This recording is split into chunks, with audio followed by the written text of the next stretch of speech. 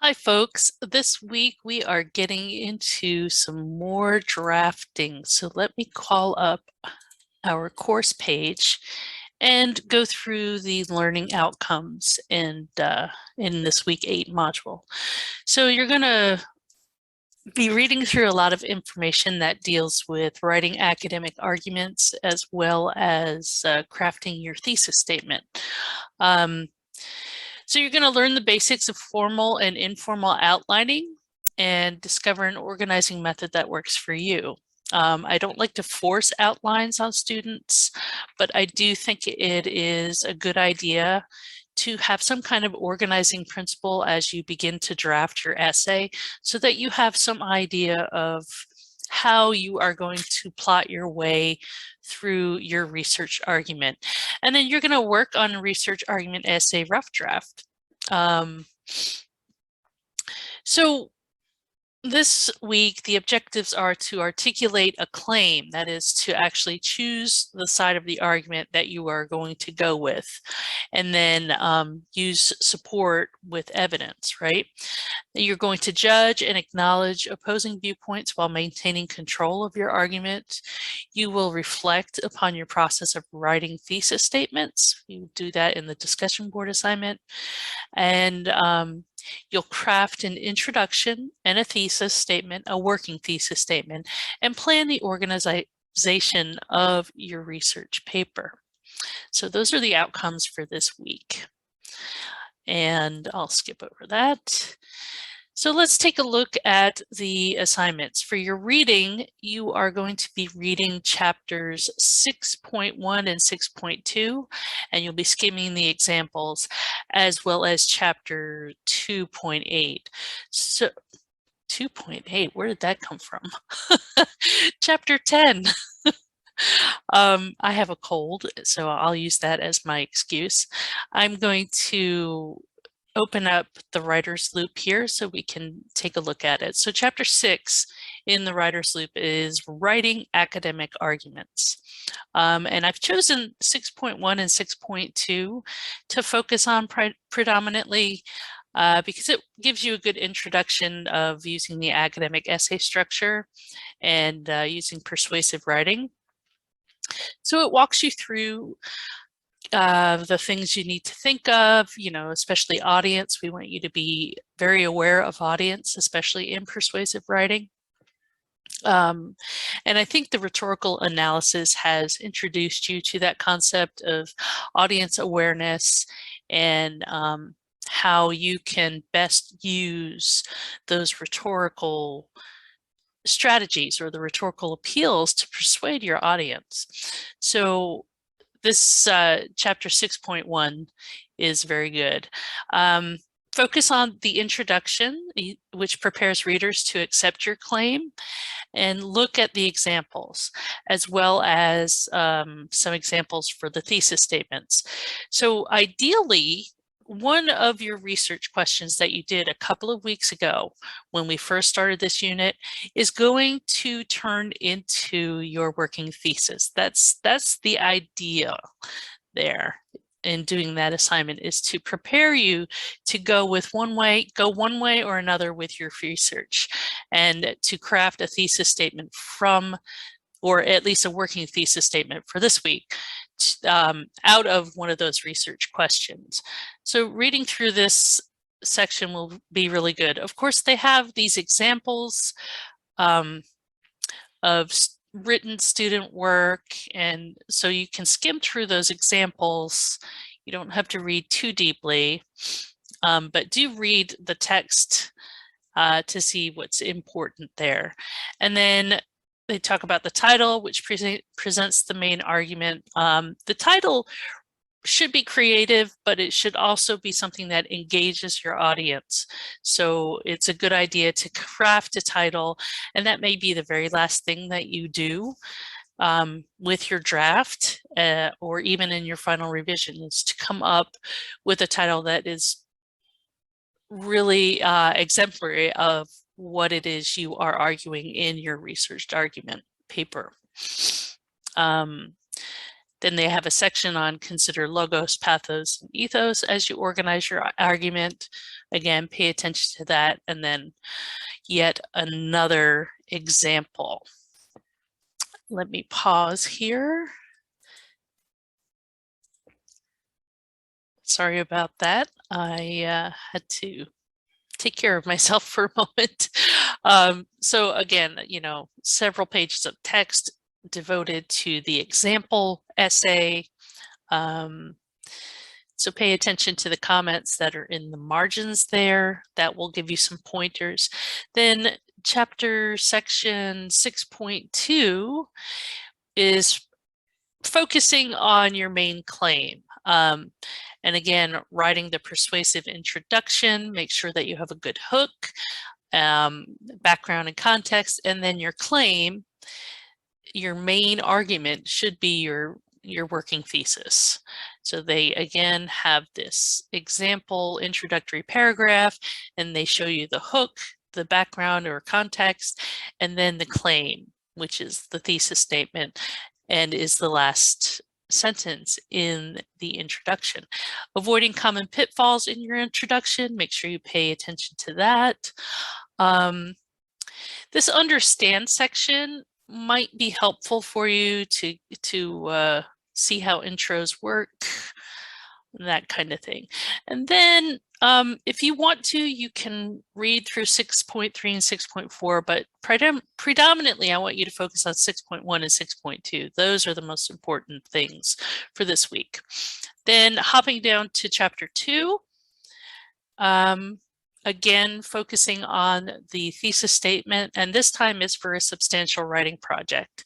So in this book, there's a project for chapter 6, which we're not doing, but we are doing a substantial writing project with this research writing.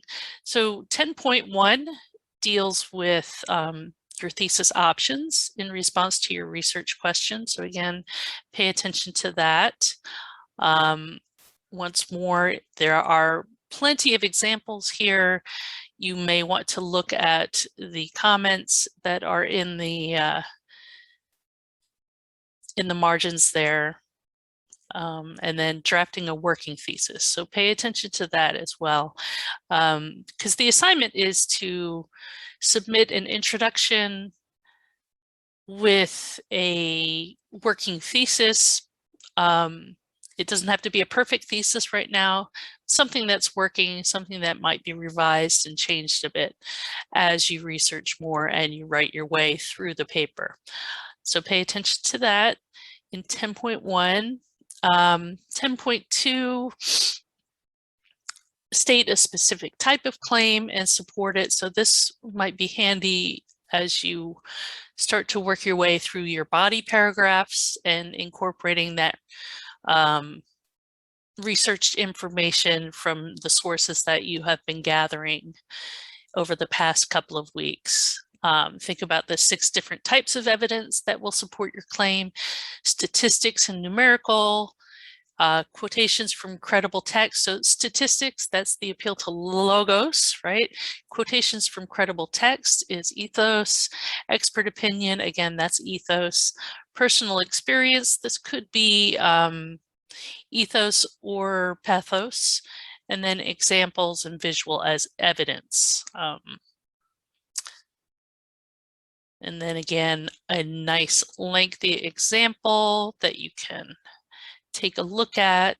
And then in 10.3, they qualify your claim. So at some point, we've all been on the receiving end of someone's complaint that we always do something annoying or never do something simple, right? So simple, something thoughtful. I am losing it, people. So refine your thesis by considering time, scope, degree, and absolutes. And this is just helping you to really come down and have a very solid thesis statement. So I will probably refer to this again in the following weeks, just because I think it's important information and I want you to get the most out of it. So that's the reading for this week. There are also a couple of handouts organizing your essay. Actually, it's a page, and then a sample argument outline handout. The assignments this week are, you have a discussion board assignment. Consider your process for thesis, which is due on the 13th, and then you have peer responses due on the 17th. I am having you submit a reading annotation, just one screenshot of your notes or annotations from one of the chapter sections that you've read, and that's due on the 17th, as well as your paper outline with the draft of the introduction and working thesis statement. So I will explain more about the paper outline. Here we have a page on organizing your essay. So I've taken this from a student's companion to the writer's loop, and this is a good example of how to go about outlining an essay if you're not familiar with the alphanumeric outline. It's a more formal way of outlining. Sometimes you can include your idea for the introduction, your topic sentence, or even your thesis statement in this first section. So my suggestion to you, if you go and do a formal outline, to include, just have it this way, include your introductory paragraph here, and then highlight your thesis statement for me so that I can see it easily. And then you would get as detailed as you can regarding your body paragraphs. Remember that you're going to have more than 5 paragraphs, but at least you have some ideas of how things will logically flow together. And here's an example of an informal outline on the same paper topic, just using dashes and dots and that kind of thing. You could also, and I've had a student who did this in one of my other courses. Instead of presenting an outline, it made more sense to the student to present it in a table form. And so I thought I would use that as another example of how you can organize your thoughts. And here the table is organized by paragraph, information, and then quotation or evidence. And the example here is, this is the introduction paragraph, this is the type of information. They have the thesis here, and then is there any quotation or evidence? No, there's none. There's typically nothing that you need to use as support in your introductory paragraph. Then we have the first body paragraph, what that information is, and then the evidence. So if you've been choosing some quotes, perhaps you have stuff that you've used in your annotated bibliography, you could copy over into a table so you know where you're going to use it, or have a general idea of where you're going to use that evidence in your paper.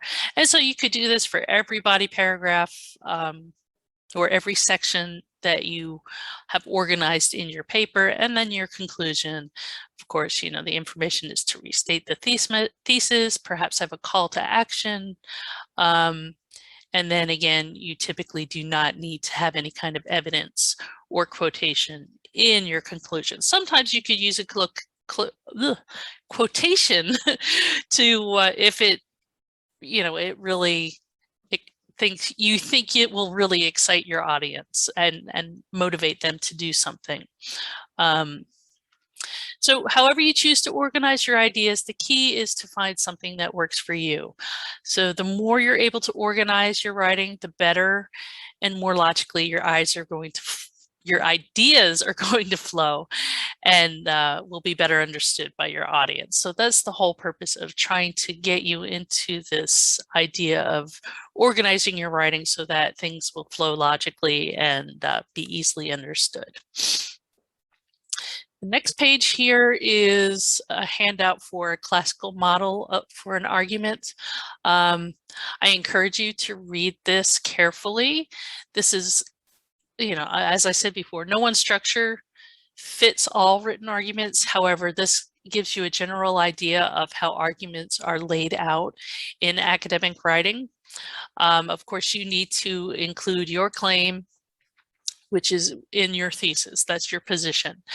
And then you're going to support throughout the body of your argument.